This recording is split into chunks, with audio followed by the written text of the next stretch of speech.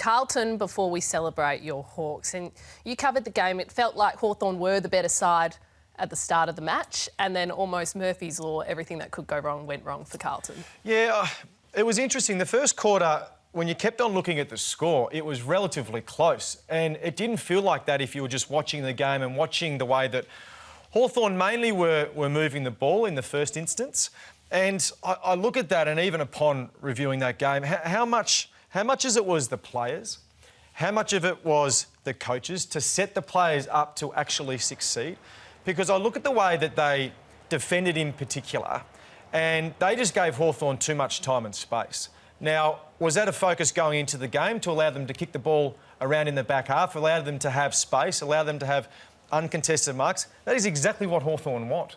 And Carlton, what we call their teasing distance, was not close enough.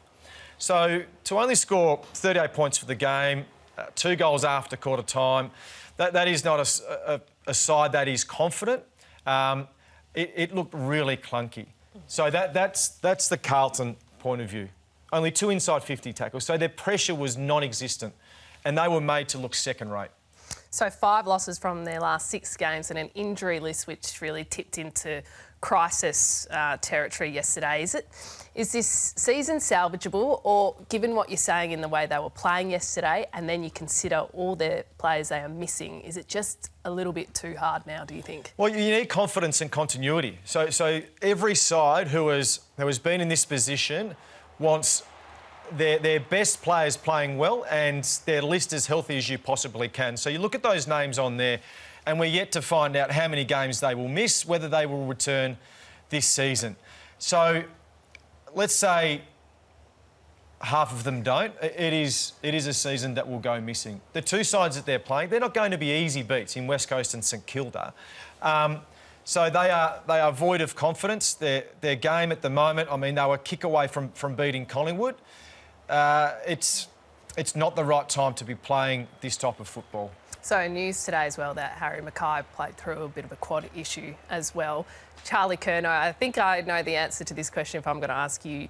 People wondering, should he have played? But you just had to, didn't you, given what was at stake? So it's unfortunate that it didn't pay off. But you look at the injury list, so we know Curnow, Martin, all those on screen, and then they joined Doherty, Silvani, De Koning, Cottrell, Cunningham, Durden and Marchbank. So I think as a fan, you hate the injury excuse, but you want some sort of better explanation.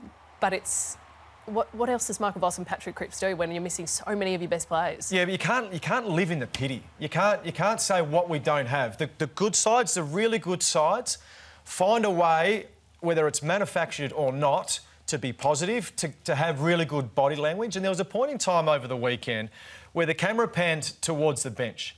Now, if you are a player that is sitting out of the game, you have to be conscious of how you look. So you can imagine a Carlton player coming towards the bench and you see Jack Martin with his hood on.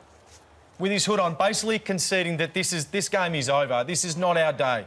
The energy was not there, and that was as soon as he went off. So you look for those little things.